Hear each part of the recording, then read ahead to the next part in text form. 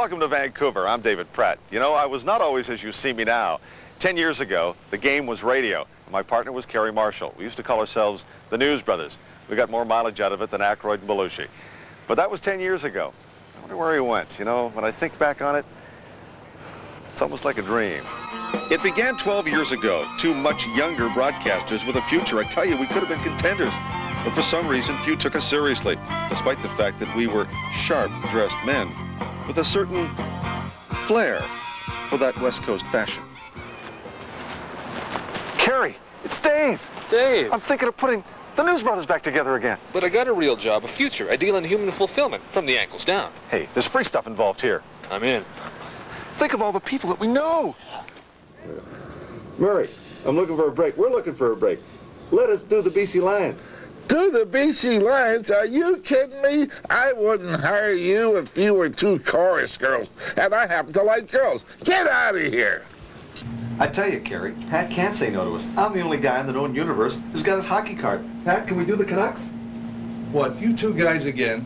Whatever it is, the answer is no. Gino, I think I got a job for you. Mr. Cherry, I have a call for you from the News Brothers. Who? The News Brothers. I never heard of anybody named the News Brothers.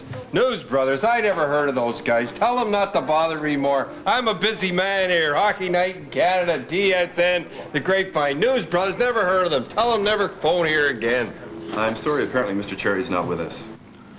I don't know, Dave. The magic's gone, so are the suits. Nobody loves us anymore. Hold on here. Hello? It's Frank Ney from the Bathtub Society. Bathtub Society? What does he want? Yeah, Frank, what can we do for you? Well, boys, we couldn't get Johnny Carson this year, but how would you like to cover it for us? He wants us to host the bathtub race. The bathtub race? The bathtub race!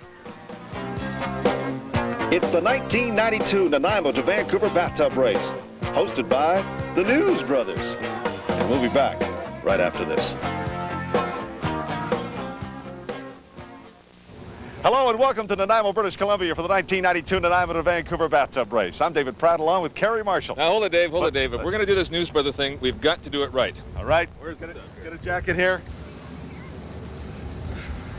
Feels right, feels right. Well, I'm feeling better already. Been a long time. There we go. And the hat's on. Finishing touch. Got to have the glasses. All right. Here we go. Kerry, for 26 years, they've been doing this kind of nonsense out here in Nanaimo. What can we expect today? Well, it's going to be more exciting than celebrity darts, more fun than naked jello wrestling. We have enough sunblock here to withstand a nuclear attack. We are ready. Get ready for the 1992 Nanaimo to Vancouver bathtub race. We're on a mission from God. The 1992 bathtub race is brought to you by Crane. Crane time, it's a great time. And by Bombardier Sea-Doo, the Freedom Machine. And Castrol, oil engineered for today. And Suzuki, the magic of Suzuki, making dreams come true. We are just moments away from the 26th annual Nanaimo to Vancouver bathtub race. And Kerry, this race has a tremendous amount of history to it. Well, that's right, Dave.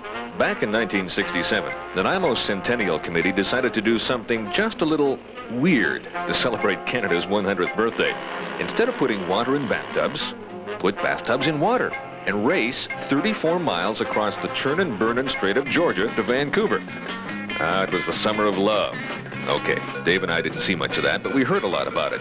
And everybody seemed to love the idea of a one-shot event to attract some attention for the former coal mining town. Because, as we all know, former coal mining towns don't get a lot of attention.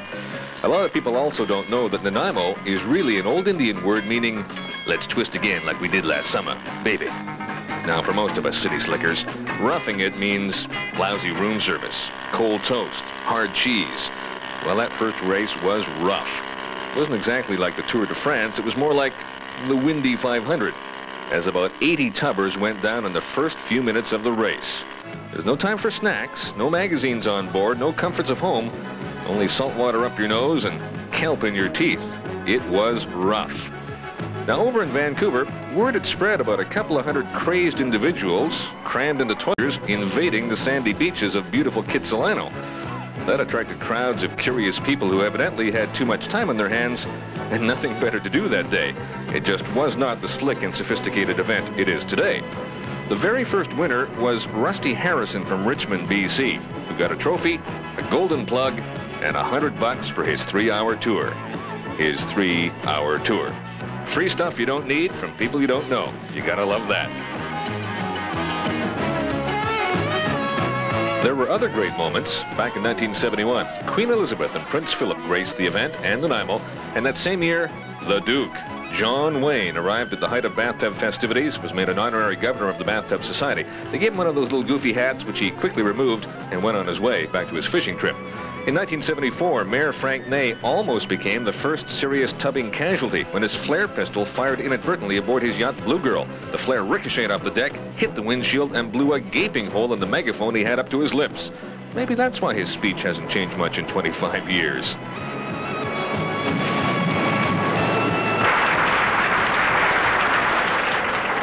You're now on the upper deck. Raw courage and true bathtub seamanship. My compliments and your Golden Bathtub Award. Today, British Columbia has proved that they lead the world in bathtub technology, and around here, people seem to prefer corn to culture. Where's my bathtub bottle? And there's the cannons we are on. Hi, everybody. Welcome back to Nanaimo. I'm David Pratt, along with Kerry Marshall, the News Brothers, for the 26th running of the bathtub race to Vancouver. You know, Dave, I got to confess that before I became a big famous sports broadcaster here on TSN, that I used to live in Nanaimo. As a matter of fact, I spent 8 years there one weekend. And I feel safe in saying that although it is a beautiful city, that a lot of residents and a lot of these tubbers will tell you the best thing about the Nanaimo to Vancouver bathtub race is the to Vancouver part. You get to go to Vancouver and leave Nanaimo. This is the most important part of the race, Kerry. As they come out of Nanaimo Harbor, it is, as you've mentioned before, a lot of churning going on here. And the key part is to get out clean, because as soon as you get around the corner here, you'll be joined by your escort boat, and then it's just a straight line to Vancouver. The most important part of this race is right now, and as we can see, the early leader is Jimmy Dunn. You know, they used to have the escort boats inside the harbor with the tubs back in the early years, but it was unbelievably rough with all the engines starting at the same time. It was like being in a giant washing machine.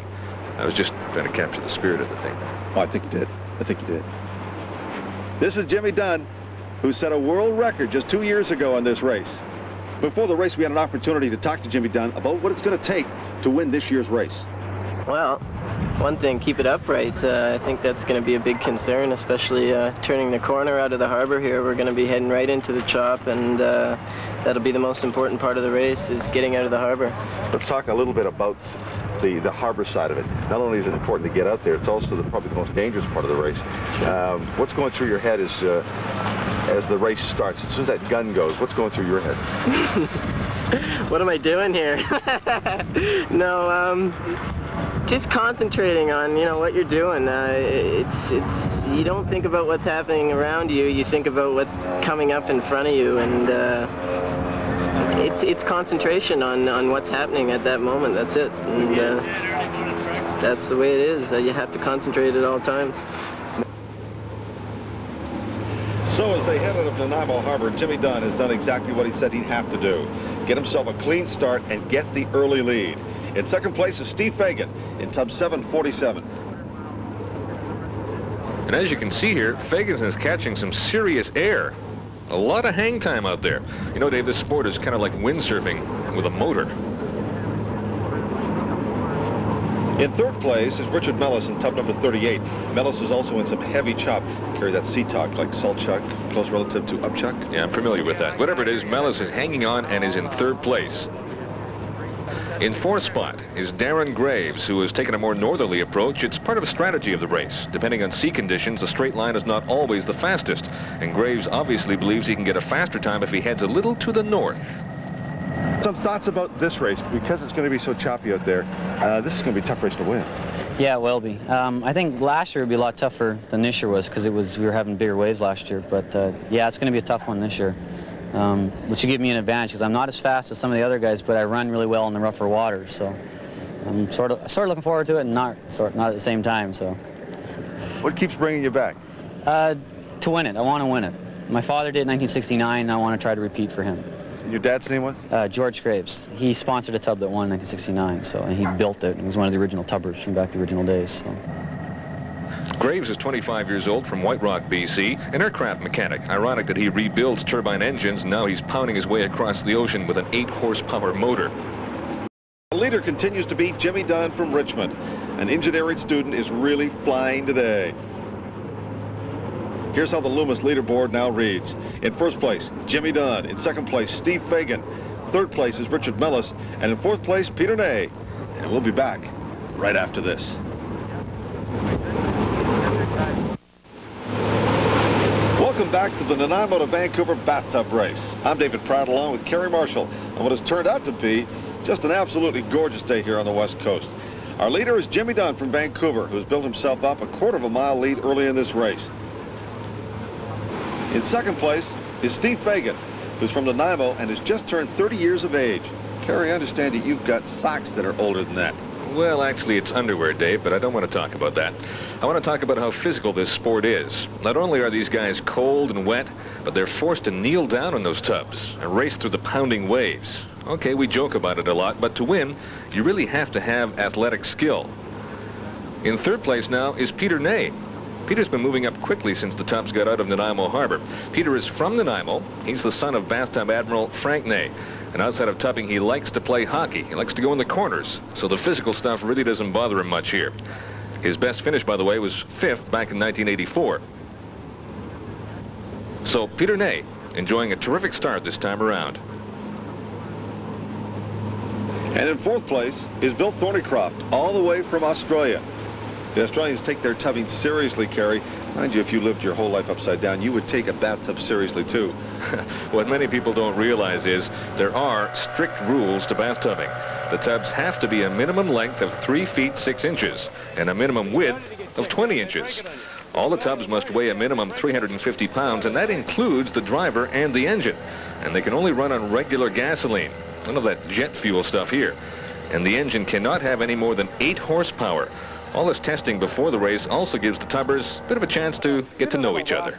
Yes, I do. In my toolbox, yeah. Because I just snapped the cone off on my... I bought it exactly for that reason. Okay. That's an Australian rasp. Can you use an Australian rasp? No, it's got to be Canadian. You got to use it upside down. It has to be Canadian. You got to work it upside down there, okay?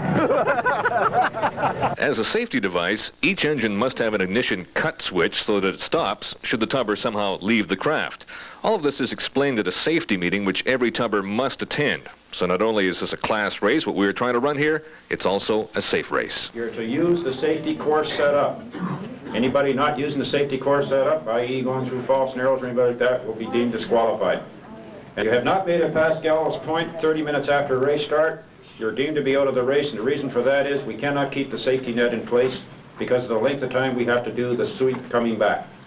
The bathtub race is not so much a race, Kerry, as it is an event with many, many side attractions. Like on Saturday before the race, there's the annual belly flop contest from the Tally-Ho Belly Flop headquarters.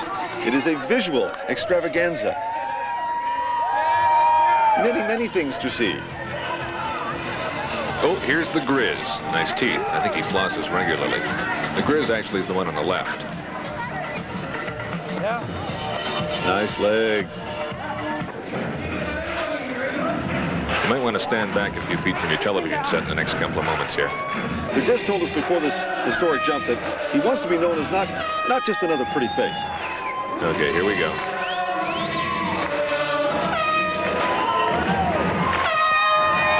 Beautiful form. On the tsunami scale of 10, I got to give him an 8. Warn the Hawaiian Islands, a big wave is coming in. Uh-oh, Kerry. What is this? This guy is bigger than Ogie Oglethorpe. Looks like he swallowed a sea-doo. The sun, where did the sun go?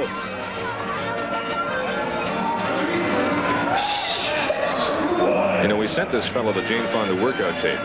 He ate it. Okay, what's most important here, Kerry, as he prepares for this historic jump, the key is to watch for the vertical lift. Watch for it.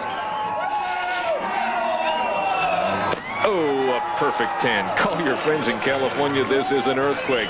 That's shoreline property in Nevada. Nanaimo, the cultural jewel of the West Coast. And we are back at the Nanaimo to Vancouver bathtub race. We've hit the halfway point, and our leader is still Jimmy Dunn from Richmond. You know, there was concern that his tub might not do all that well in these kind of waves, but he is getting good air and moving at an outstanding pace.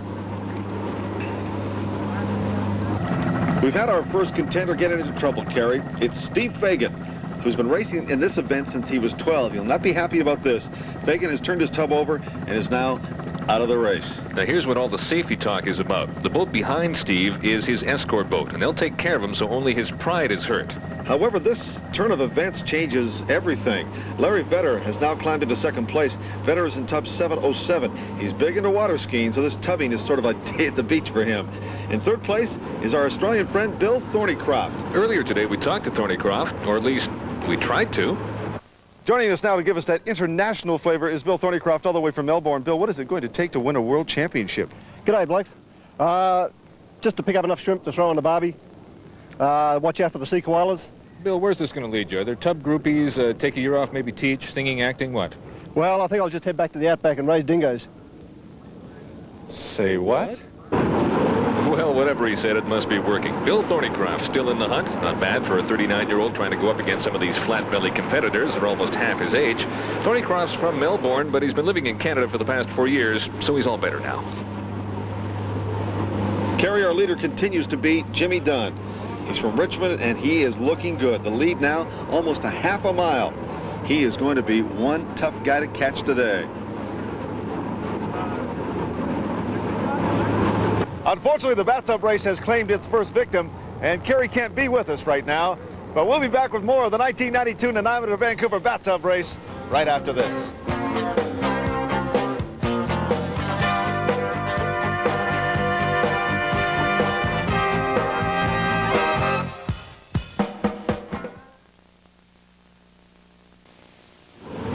Welcome back to the Nanaimo to Vancouver bathtub race. I'm David Pratt along with Kerry Marshall, the News Brothers, back again for one more shot. In tub 707 is Larry Vetter. Vetter is in second place now, and in many respects, it should not come as any surprise that he is in the top two. Last year, Vetter finished third overall. Vetter's a 31-year-old contractor, and he's now driving his latest project. The man in tub 155 is Ian Thornett. Thornett has temporarily climbed into third place, mainly because of some problems that have hit Bill Thornycroft, the Aussie. We've been told that Thorny has flipped over. Now, he's not out of the race, but any shot of winning this thing, unfortunately, is over for Bill Thornycroft.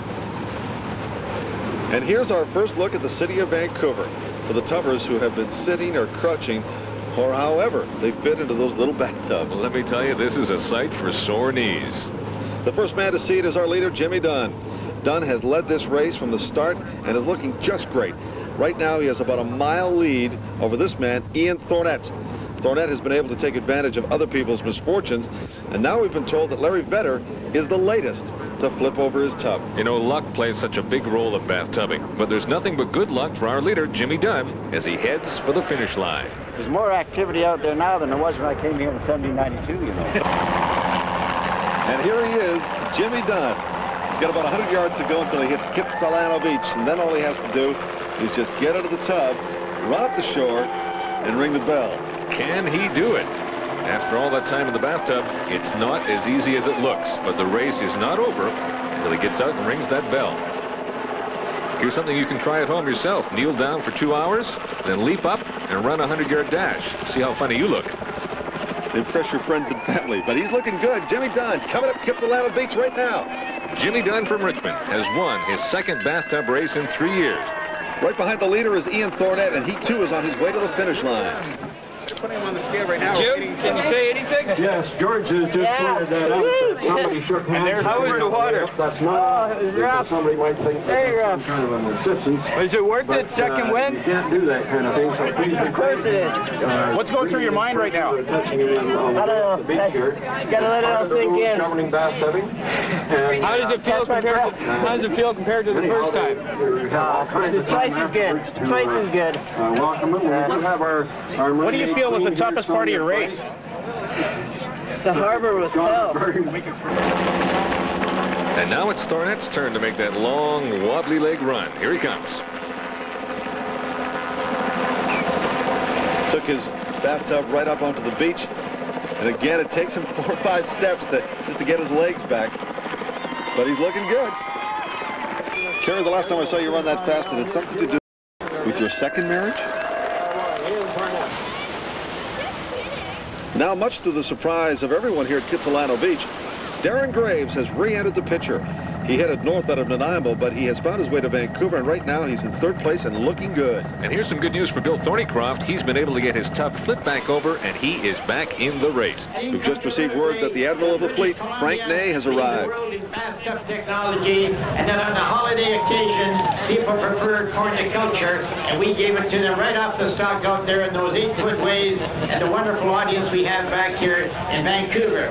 Vancouver, jewel of the West, Sunport to Canada, the bathtub capital of the world. Happy bathtubbing to everyone in Vancouver and British Columbia today. 8 bells and all is well in Davy Jones's locker. First of all, thoughts and feelings about winning the bathtub race. It's great. It's great. Even better than last time. What was the difference this year? I don't know. I think it was craziness, really. I was feeling good this morning, and it was really just a matter of holding on to the thing out there. It was really out of control. You know, the one thing that we noticed is that right out of the harbor, you were in 1st place all the way. Did you feel and know that you were leading the whole distance? Oh, yeah. Yeah, I knew I was first out of the start, definitely. When we started spreading out, like I was talking to you before the race, we spread out a lot, and it's really hard to tell who's who and who's where, and, you know, so you're just really concentrating on your own boat, and that's it. And then you saw the finish line. Then you see the finish line. Really, actually, then you see Vancouver, and it's kind of slower and slower and slower, but, you know, you get there eventually. What did it feel like when you finally rang the bell? Relief. Enjoyment. It's great. I'm going to have a good night. All right, Commodore Bill McGuire, are you happy with the success of the events here? 26 years now. Yep, very much so. We just had a super start today, and the finish line was done up really well. The tubbers are very competitive, as you can see. It was a very rough crossing, and they didn't break the world record, but came fairly close to it. Now, Bill, I want you to answer this seriously. I want to settle this once and for all. Whose idea was it in the first place to put some people's bottoms inside some toilet fixtures, slap on an outboard motor, and bounce their butts across 32 miles of ocean? Well, I can say for sure that it was the idea of Glenn Galloway, the late Glenn Galloway, unfortunately, who passed away last year, and the chairman of the Centennial Committee at that time, Frank Ney, who was our former mayor and now the admiral of the bathtub fleet. So it was those two that got together, and originally they'd planned just to go out of the harbor and over to Protection Island and have a party, and it ended up that around 200 tubs entered that year and started for Vancouver. Now here comes Darren Graves, and he's just hit the shore. Once he rings the bell, Graves will finish in 3rd place.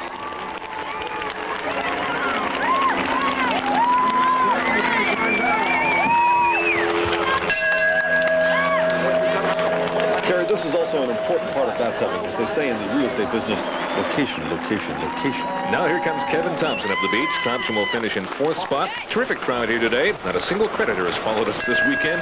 There's Kevin Thompson finishing 4th. And here's a couple of sea-doers along for the ride on Bathtub Day. Kerry, unfortunately, there's some real concern about the finish here at the bathtub race. Word is it that there are 2 different protests that have been filed? Unfortunately, there has been protests filed by 2 of the other tubbers, and they feel that there's something going on, and in turn, they're going to, our committee is going to take a look at the motors and have them checked out by qualified mechanics. We have been told that one of the protests has been upheld, so here's the latest. Ian Thornett has been disqualified for using an overpowered motor. Fortunately for Jimmy Dunn, his motor checked out, and because of that, here are the final standings. In 1st place, Jimmy Dunn. In 2nd place, Darren Graves. In 3rd place, Kevin Thompson. And in 4th place, Peter Ney. You know, Kerry, there's a certain majestic look to those war-torn bathtubs. The sun, the sand. It smells like victory. On behalf of Molson and on behalf of the Vancouver Board of Parks and Recreation, congratulations on 1st place. Wonderful job. Welcome to Vancouver. Thank you very much. You're supposed to kiss it. Hold it up.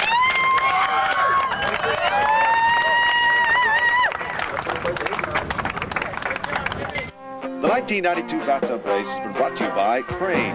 Crane time, it's a great time. And by Bombardier Sea-Doo, the Freedom Machine.